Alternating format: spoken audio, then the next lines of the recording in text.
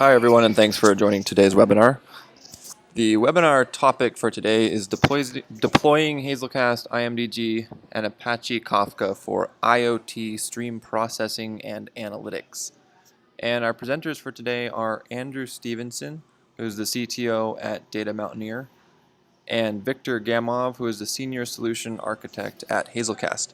And my name is Ben Sawyer, and I'm the webinar host here at Hazelcast.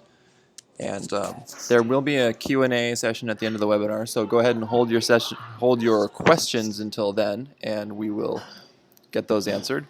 And without further ado, I'm going to turn this over to our presenters. Hi everyone, my name is Andrew Stevenson. Thanks for the intro, Ben. I'm going to talk to you today about IoT streaming, Kafka, and how you can integrate that into Hazelcast in-memory grid. Hi, and I'm Viktor Gamov. I'm a Senior Solutions Architect at Hazelcast, and I will be assisting Andrew today in this webinar. We're going to talk about integration with in-memory grids and all these open source initiatives around Kafka, Kafka Connect, and Hazelcast in-memory data grid.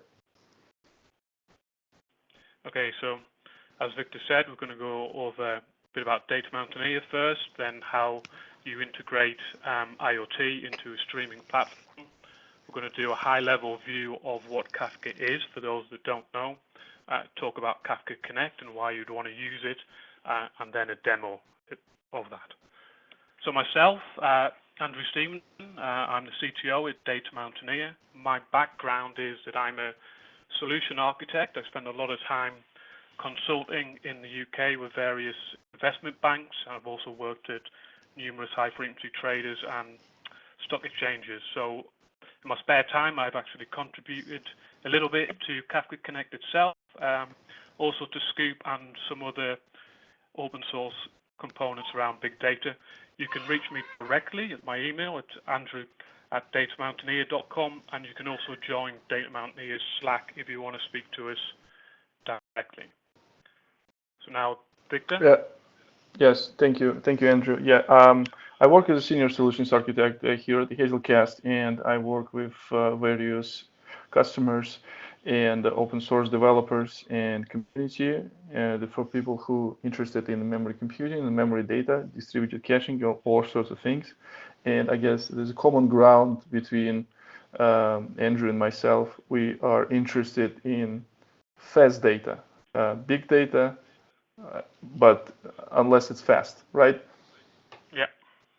And you can reach me on the Twitter. You can find me on GitHub. And if you have any questions, do not forget, either send it over Twitter or in the Q&A box that you have on your screen. Okay. So a bit more background just about DataMountaineer. Well, DataMountaineer is a group of big data professionals who saw that the potential for fast data. So we actually developed Kafka connectors. So we've done around about 20 connectors now. We also do professional services, so implementations, architectural reviews with our partners as well. We do a lot of DevOps and tooling around Kafka, and we also provide support for the connectors that we have developed. So who do we work with? We work with Confluent. Confluent was founded by the creators of Apache Kafka. We also work with Hazelcast. Landup is our DevOps and infrastructure expert, also Couchbase, and Marionette, a big data consultancy based out of Lisbon. So IoT. There's a lot of IoT out there. There's a lot more coming, according to Gartner, 20 billion devices by 2020. But how do you combine that? And what is it? Well, I work a lot actually with a utility company in the Netherlands. So they have existing assets that they want to bring online.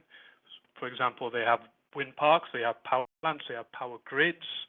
They also have the new IoT devices coming online. So they have connected cars, they have smart meters, anything basically with a sensor, even light bulbs. I was talking yesterday within the actual buildings of this company. They all want to stream it in.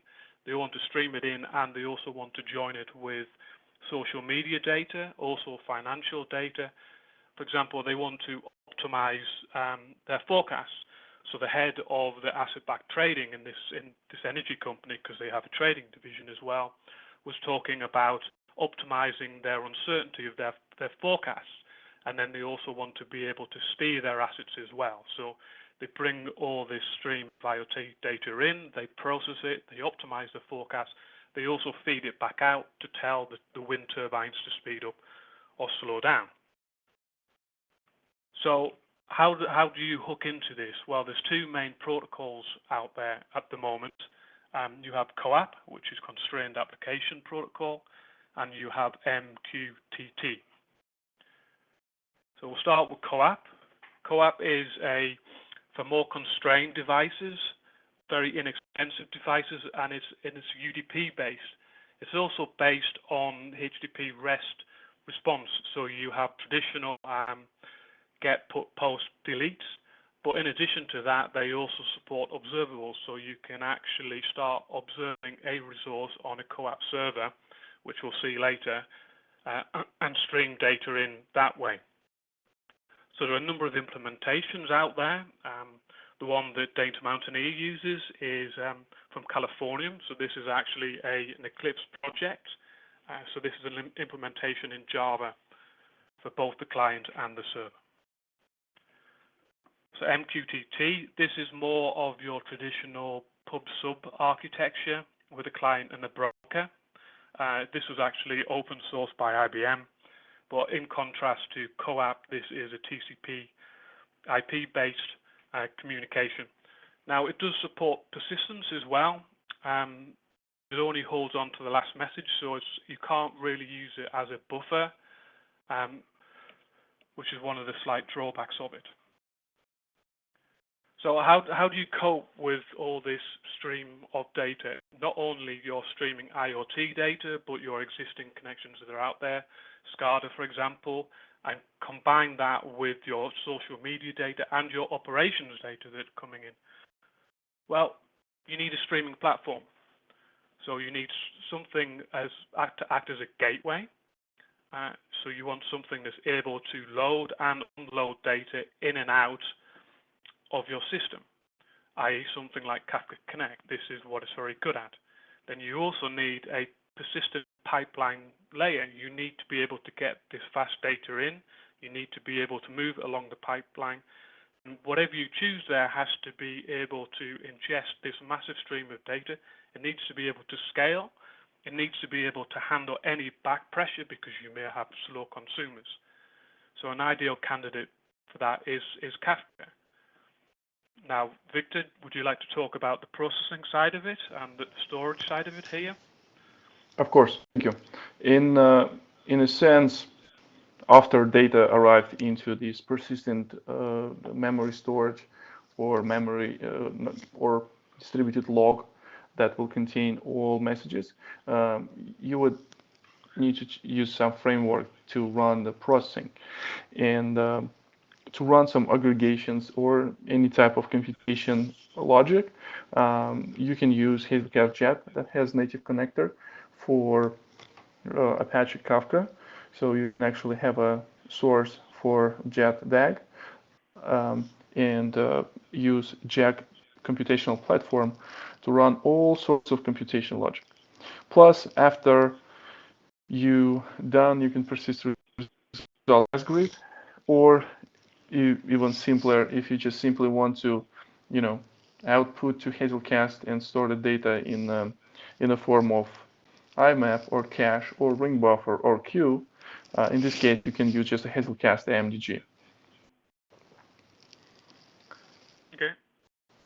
Next slide. Yeah, and to put this into perspective and the way how the streaming platform might look like, all these data streams might write through the Kafka, and we will elaborate in the next slides.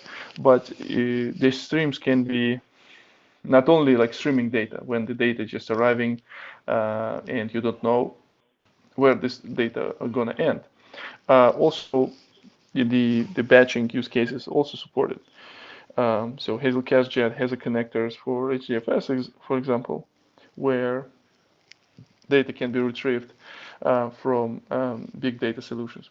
Hazelcast Hazelcast IMDG can be used as some of the permanent storage, or it can be used as a enrichment storage, or something else like just a in-memory acceleration tool for certain big data options. Plus, as a result, can be pushed back into the Hazelcast grid or any other external systems. Next slide.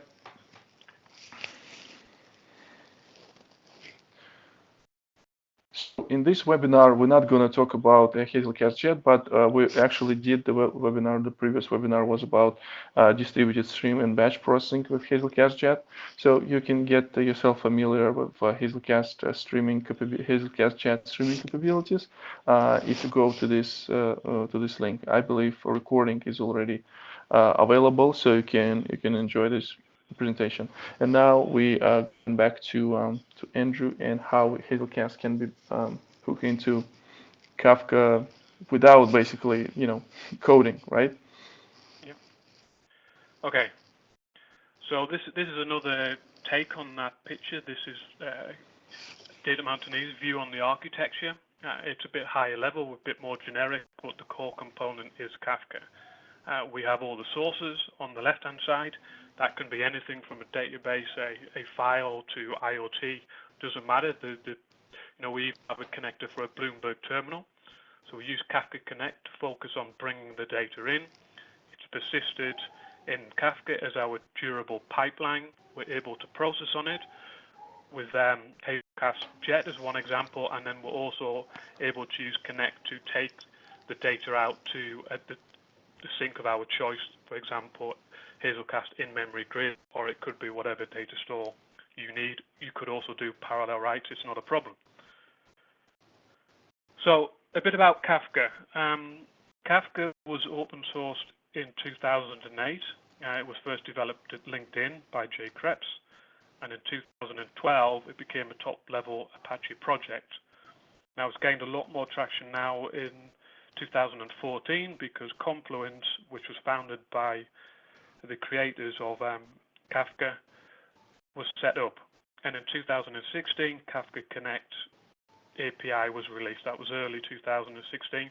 And since then, we've done a massive uptake in the usability of Connect. For example, we've done 20 connectors in a year. So what are the key components of Kafka? Well, Kafka cluster itself, it contains a zookeeper quorum. So zookeeper doing leader election. It's also holding the configuration of the cluster and topics. You also have the brokers themselves, and then you have the clients. So the clients are either producers or consumers. Now, what did Confluent add into the mix here? Confluent added what in my opinion, what's most important is the schema registry. So Kafka itself is agnostic to the type of data in your system, but we want to follow best practices. So in the big data and fast data world, one of these is using Avro. But if you're going to use Avro, you need a schema, and we don't want to put the schema in Kafka with every messages. So you need a schema registry to hold on to this. So Confluent provide this, plus they also provide a control center which does monitoring, end-to-end monitoring, flows, deployment of connectors as well. They also provide a replicator, so you can replicate data plus the metadata from one cluster in one data center to another. And they also provide tools around auto-balancing of the data in your cluster itself. So what does actually that mean? What is Kafka? Well, for me, Kafka's a distributed pub subsystem. I've used queuing systems quite a lot, JMS, for example. But what it actually enables is it enables a real-time data pipelines.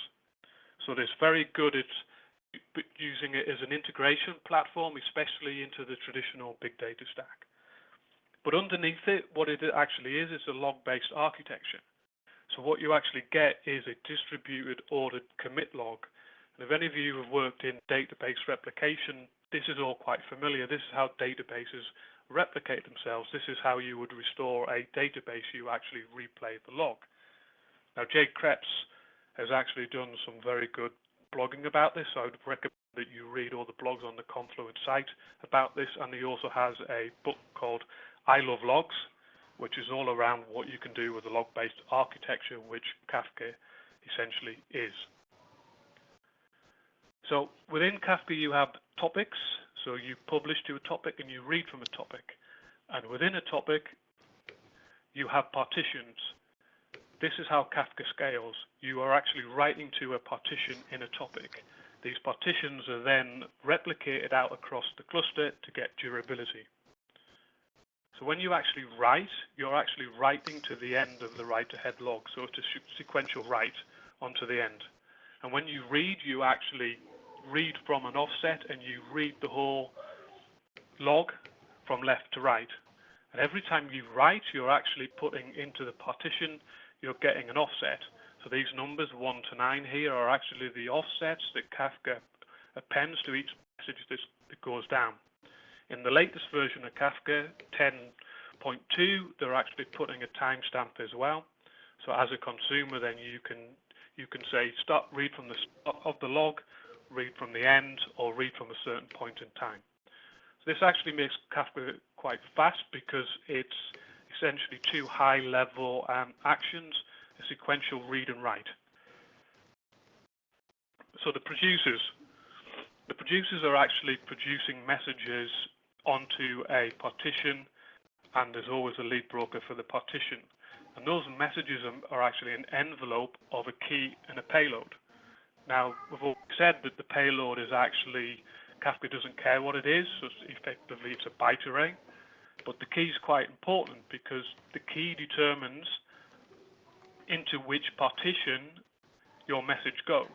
If you don't key the message, then Kafka will randomly pick a partition for it to go in, and this affects your ordering when you're reading. If you do set a key, then Kafka's basically doing a hash of the key with a modulus of the number of partitions, so the messages will always go to the same partition. So for example, if you want to key your messages by a stop ticker, they will all go into the same partition. So on the consuming side, Kafka has a notion of a consumer group, and within the consumer group you have clients effectively. Now what Kafka makes sure is that one partition will only ever go to one client in that group. So you see here we have 4 clients in the consumer group, but the 4th client will do nothing because Kafka will only ever feed one partition to one client in the consumer group. So this is how you can guarantee ordered reads. So Kafka guarantees the ordering of reads on the partition level. So this makes it quite interesting because you can have a failure, and if you have a failure, let's say you lose client number 3, wherever that may be, Kafka actually will automatically do a rebalance on it. It has a protocol built in, sees that this client number 3 disappears, performs what's called a rebalance, and partition 3 will then go on to client number 4. So that's quite a high-level overview of what Kafka is. Confluent have a lot more blogs in detail if you want to look at that further. But now on to Kafka Connect.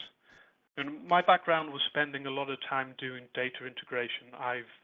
Whether it's Uzi XML scripts, whether it's Bash scripts, or whether it's standalone Java applications, I never had one common framework that allowed me to get data in and out of systems. And this is effectively what Kafka Connect is. It's one framework to facilitate data streams between Kafka and other systems. And what does it give me? Well, as a developer, it gives me a lot of the things that I care about. I don't have to worry about offset management. It's handling serialization and de-serialization for me because it has plugins to Avro, for example. It partitions, and it's scalable, and it's fault tolerant because actually Kafka Connect behind the scenes is a combination of the Kafka consumer and producers. And it also has good integration with a data model. A lot of banks, for example, are very focused on the data governance. Well, now we have visibility combined with the the schema registry from Confluent of exactly what is going in and out of our system.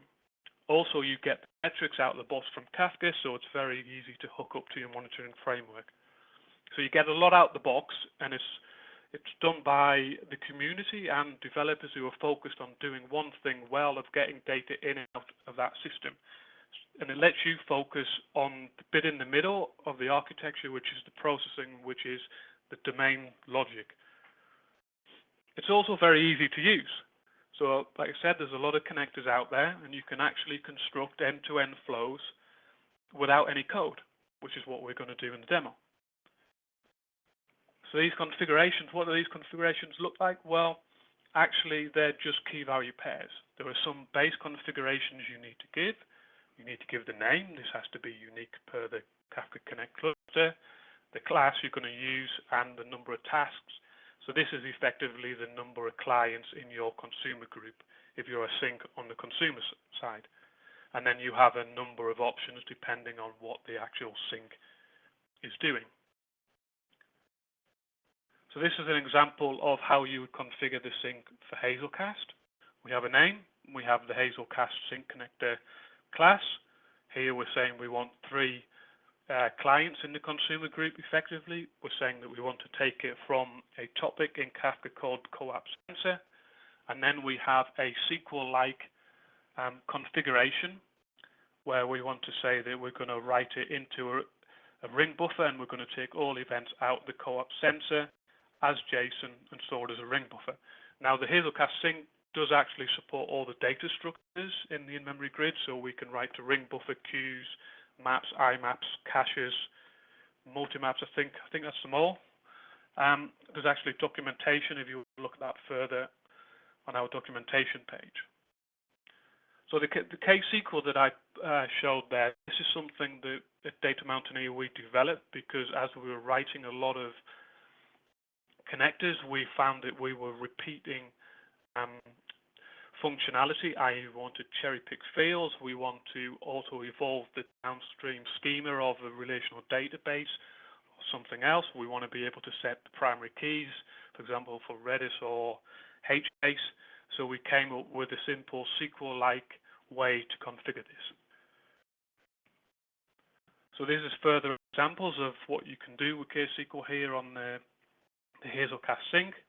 On the left, we're pulling out 3 columns. We're storing it as JSON into a ring buffer, and on the right side, we're pulling out the same columns, but we're going to push it into a reliable topic, but we're going to have the format as Avro. So now what I'm going to do is I'm going to do a demo. So what do I have? Bear with me. So I have the management center running. Oh, it's gone down.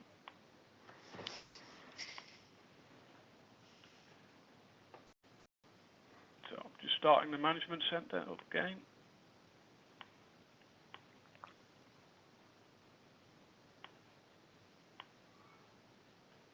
Okay. So what I have on the right-hand side here is I have the management center and 2 console applications from Hazelcast. What I also have, check if it's still up, is we have Zookeeper is still up, we have Kafka is still up, and we have the schema registry is still up. So they are the base components that I've downloaded from Confluent and started to get a Confluent cluster started.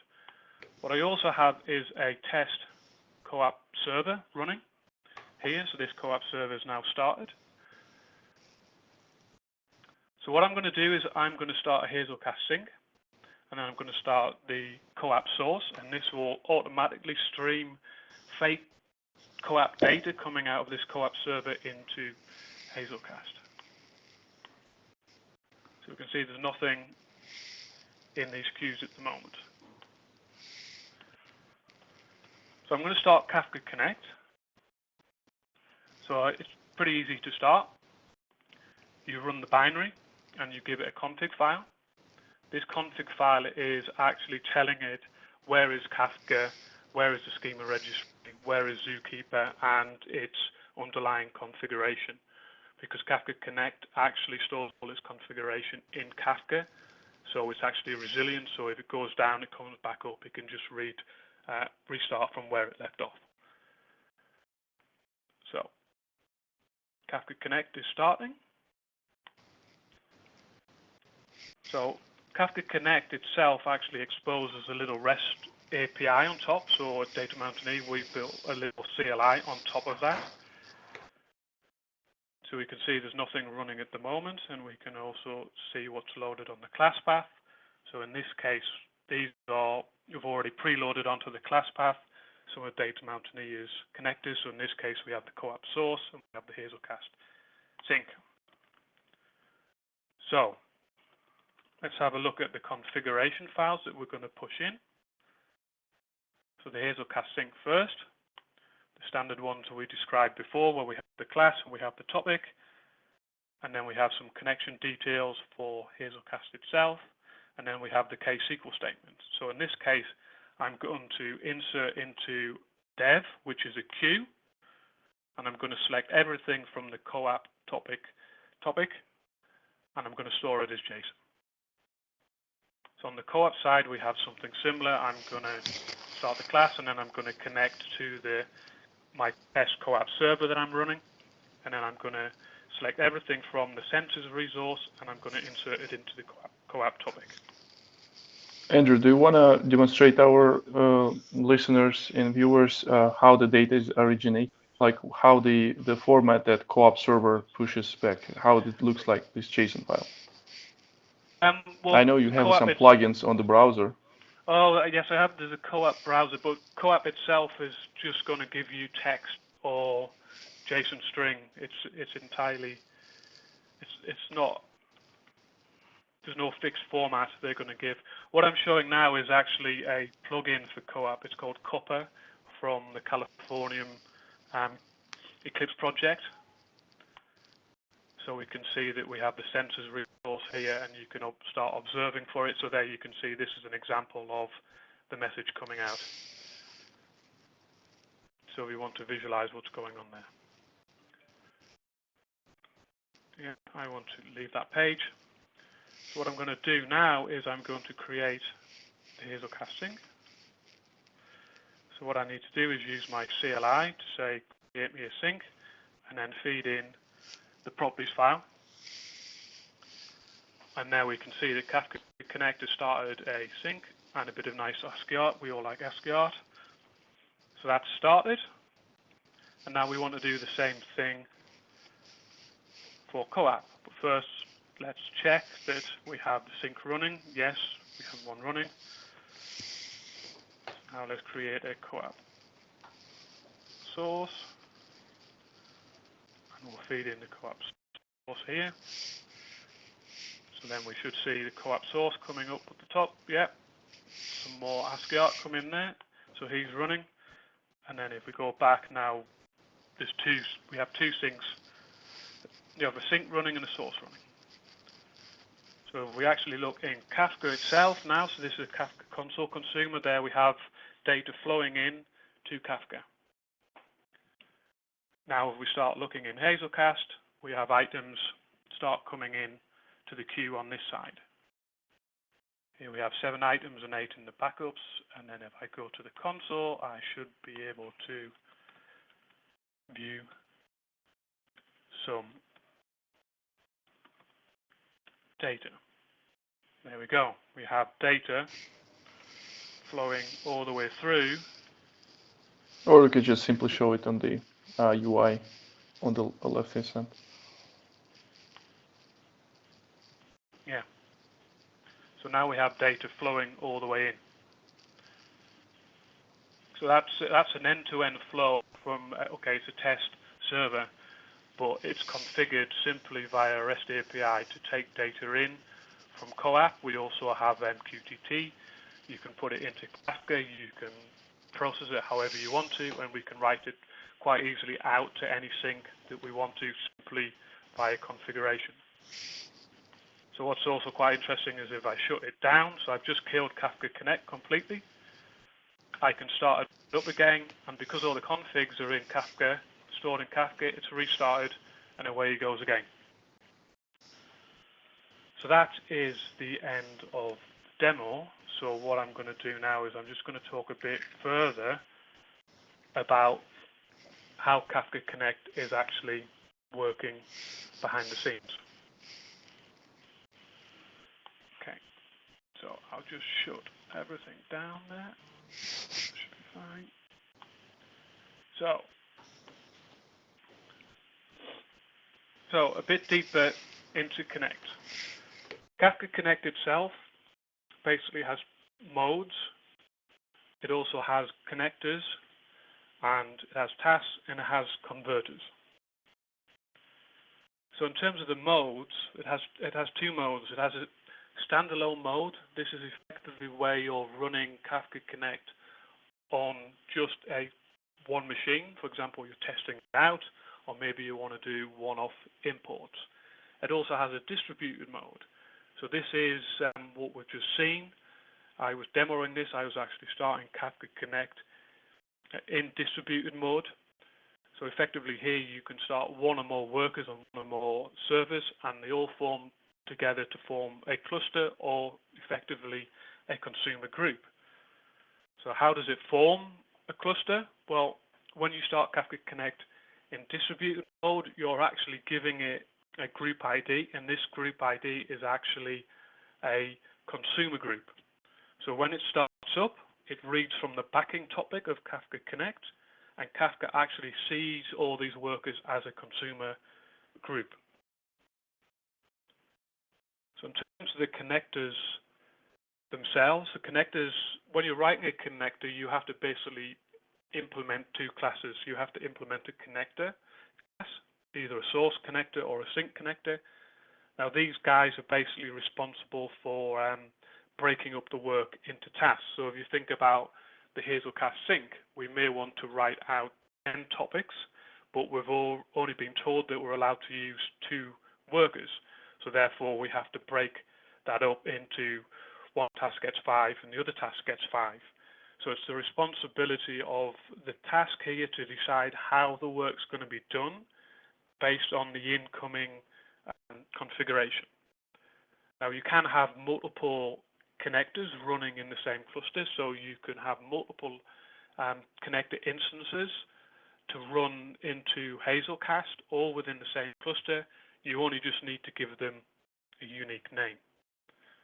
The connectors themselves are also fault tolerant because, as we saw before, they're using the consumer group mechanism of Kafka. So if a failure is detected, then there's a rebalance occurs and the connector is distributed to another worker and restarted. So in terms of tasks, these are the actual workers involved. They do the loading and the unloading of data. So the connectors take a configuration and then, for example, they will spin up 2 or 3 tasks. Now the tasks are used to scale, just like you do in a normal consumer group with Kafka. So if I have a topic that has 10 partitions, I can say, okay, I want to spin up 10 tasks, and then each one will get assigned a partition. But again, just the way with Kafka's consumer group, that if you have more tasks than partitions, some of them are going to be sitting idle. And the other nice thing about this whole framework is that, as we saw before, when I stopped Kafka Connect and restarted and all the things came back up, is that the state is actually stored in Kafka. So this means that you can actually put Kafka Connect into Dockers. For example, my clients at the utility company, everything that we're running is running inside Kubernetes. So there's maybe 20 to 25 Kafka Connect clusters all running containerized that we scale up and down accordingly. So how does it actually work? Well, as I said, Kafka Connect has a REST API. So when you start a connector, you push in a config to the REST API, which is the CLI that I was using before. You push this into Kafka Connect's API, and now the REST API is exposed on any one of the workers in the cluster. So it doesn't matter which one you push it to. Kafka Connect then drops that into a configuration topic, and this configuration topic has one partition only in it, which means that the consumer of it, effectively a worker, can read all the updates to the configurations in order. So that the payload comes in, it hits the topic, and then you have a worker is assigned the partition in that consumer group, picks up the configuration, looks to see if it has the necessary class on its class path, and passes the config on the connector. The connector then will break apart the configuration based on what it needs to do and allocate the various parts of the configuration up to a task. So in this case, if we had a partition, the topic that we wanted to sync, i.e. we wanted to write this topic into Hazelcast, and this is our stream of incoming data with 3 partitions. We can say I want to have 3 tasks. The connector will break it apart into 3 tasks, distribute these across the cluster, and then they actually start subscribing to Kafka. So therefore, basically you have 2 consumers in the Connect framework here, one listening to the config and one listening to the target topic, and the data starts flowing. But then again, if you have a complete failure of your worker in this case, then Kafka is effectively going to see that task 3 in his consumer group is gone. You will get a rebalance, and the sync will continue to work because the extra partitions have been rebalanced onto the remaining consumers in the consumer group.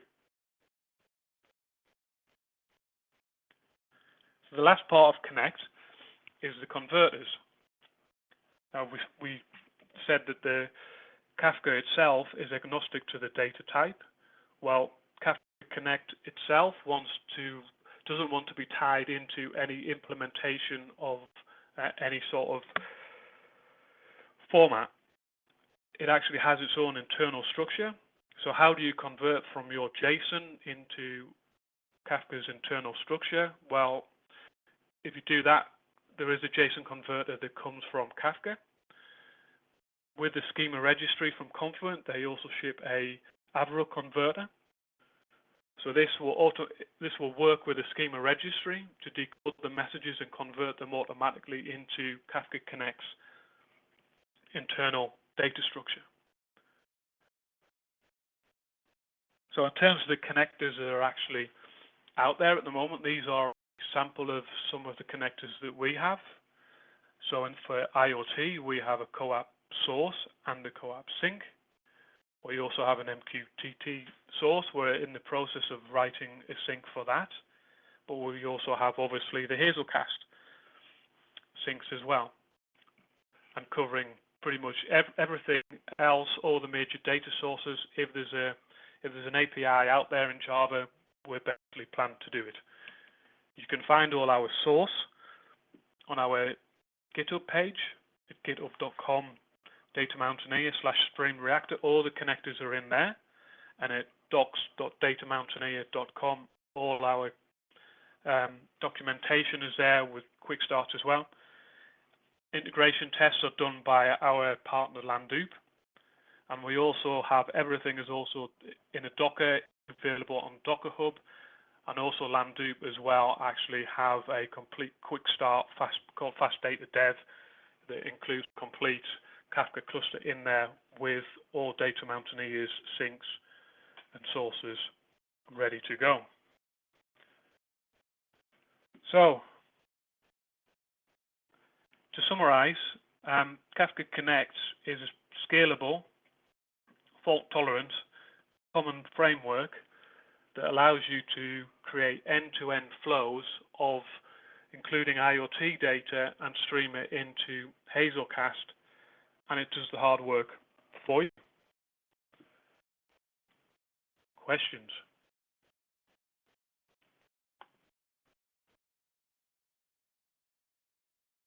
Hi, this is Ben Sawyer, the webinar host again. To submit your questions, go ahead and go to the Q&A box in the WebEx dashboard. If you're not in full screen mode, you'll see the QA button in the upper right-hand corner. And if you are in full screen mode, you'll have to hover over the WebEx bar, and you'll see the little Q&A button there. So please go ahead and put your questions in now. So we have one question from audience about integration with Kafka streams with Hazelcast. Use Hazelcast as a storage and Kafka stream as the processing platform. So the Kafka stream is a framework. It's actually not, the name is related to the Kafka guys, but as far as I understand, it has not many dependencies to overall Kafka, so you can use this for stream processing. And at this moment, we'll also look into this to framework to provide integration. But right now, I mean Hazelcast, maybe Andrew has some insights on this one. We didn't provide integration, so stay tuned. It's definitely something that we're also looking into. So Kafka Streams is a library, a stream processing library that is part of Kafka itself. So it's quite similar to Hazelcast Jet, but it doesn't reach into the big data world of it. So it's basically a library which allows you to join, aggregate different topics primarily. So in the overall architecture that I put up to start with, you could use Kafka Streams to do your processing, or you could use Hazelcast, or you could write a native consumer. Next question we have is it possible to write your own converter? Yes. So at the moment, the JSON converter comes from Kafka. Confluent provide the schema registry one, but for example, we're looking at whether we should be providing a protobuf converter. So we've had quite a few customers who are on protobuf, but then we need to also then start looking at the protobuf schema registry as well. So you can write your own converter and you can plug it in, yes. I guess it's a similar situation when you're putting some custom messages into Hazelcast as well. The currently Avro and JSON format, JSON string, Avro is binary supported. Apart from that, Hazelcast also provides integration with any serialization framework that you might use. So I guess once the Andrew and team provide integration with protobuf, we'll be able to integrate with Hazelcast and provide some examples of this one. So in the sink as well, we support Avro and JSON at the moment. If there is demand to be able to plug in your own converters, we can look at that. So what's the, can you elaborate about typical ways how the people could communicate? You mentioned you have a Slack where the people can talk to developers, interactive. You have a like public, how it's called, issue tracker. Yes, well, we track everything at the moment on the GitHub issue page. So if you have a problem or a quote or a question or anything, ask them, but also feel free to join the Slack channel. So there's links to that on the GitHub page as well and on our website. And then you'll get a lot more quicker feedback on any problems. Okay, and another question. Could you elaborate how the backup if consumer lag the producer? So this is one of the nice things about Kafka itself is that Kafka is actually storing the data, and Kafka will hold on to the data until it's told to delete it. So by default, it has a retention period of 7 days, but you can hold on to the data longer, and Kafka will basically push out the data however fast the consumer can take it. So if you have a slow consumer, that's fine because Kafka can absorb the writes. It will keep it on disk as long as it has basically disk space across the cluster. So it actually has back pressure built in. The consumer can read at his own leisure. He can actually go back to the start of the queue and read again. He can actually say, I want to go to a specific point in time and read from there. So it's up to you how much control you want to have of the offsets, because you basically read a message, commit the offset, and Kafka says, I'm not going to give that to you again, you can, via the client APIs, you can reset the offsets to go back and read again. So this is part of the Kafka consumer group management.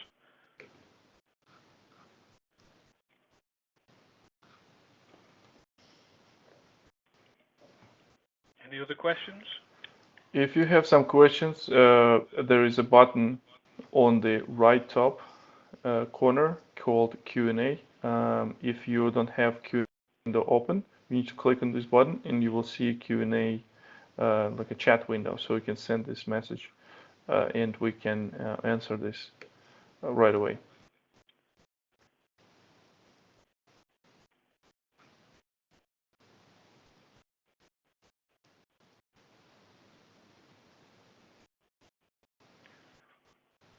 All right, and yeah, I guess we're good. Ben, as always, as a host, do you want to wrap this up? I would also... Yes, Andrew, go ahead. Yeah, I would just like to add that if you want to see live demos of this all in action, if you go to www.landup.com, our partner who does our DevOps and all our hosting for us, there's actually live demos of these similar streams going, and you can actually play around with the connectors and get them up and running.